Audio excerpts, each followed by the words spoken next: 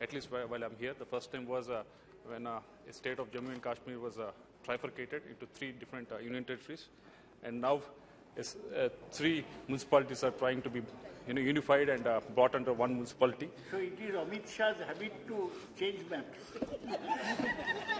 So coming to the reasons quoted for this bill, the number 1 reason was the trifurcation of erstwhile Municipal Corporation of Delhi was very unscientifically done, and prosperous South Delhi Municipal Corporation with a minimum population and had greater resources, while East Municipal Corporation with sparse resources has maximum population. That was one of the reasons that has been given.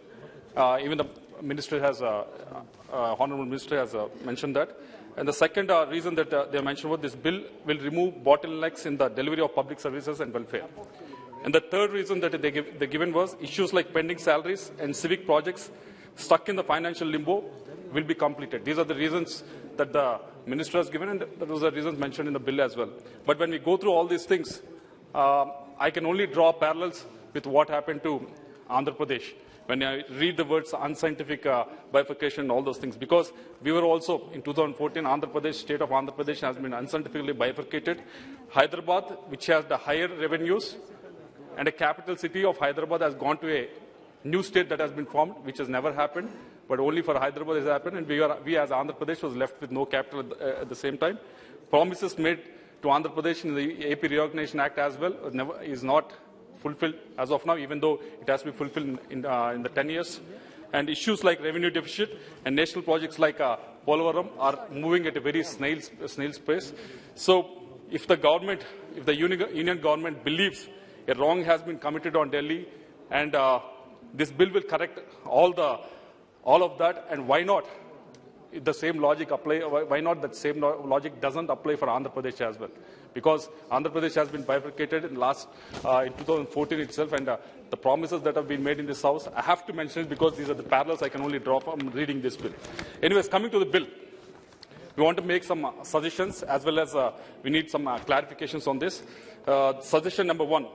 Division of power at 3 tiers of government is not only an important exercise in transparency, it is necessary to prevent the concentration of power at the top and bring democracy to the grassroots. That's what our forefathers have mentioned many a times about it, how we should strengthen the democracy at the grassroots level.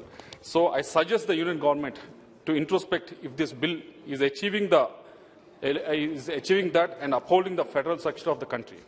Suggestion number 2. With this bill, union government wants to discharge functions such as division of area of corporators into zones and wards, delimitation of wards, matters such as salary and allowances. These powers are with the state government till now. And my esteemed colleagues who have also mentioned about this earlier on, I'm sure this move was made by the union government after a lot of serious consideration. If they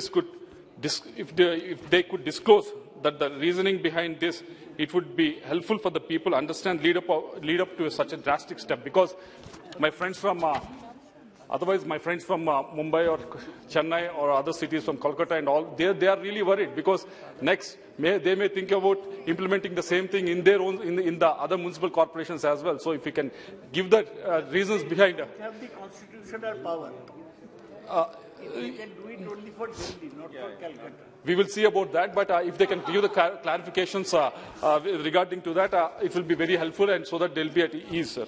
And coming to the clarifications. Clarification number 1, land holding urban bodies such as Delhi Development Authority, the new Municipal Council, New Delhi Municipal Council and Delhi Cantonment are already under the central government, and this amendment might bring parallel body in Delhi, further complicating and creating a lot of confusion. I request the government to clarify on this issue.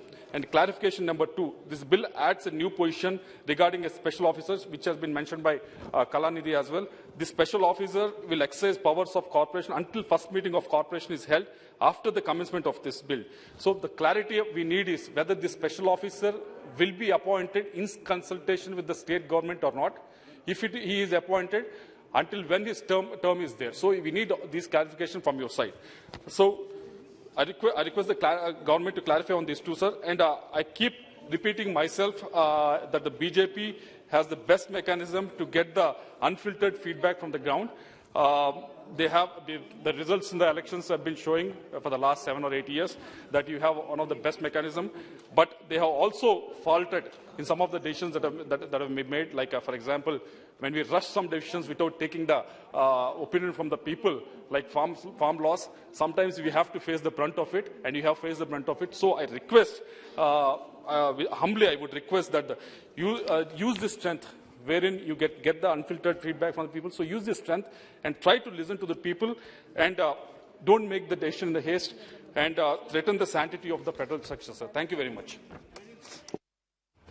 Next, thank you, Sri Arvind Savantji.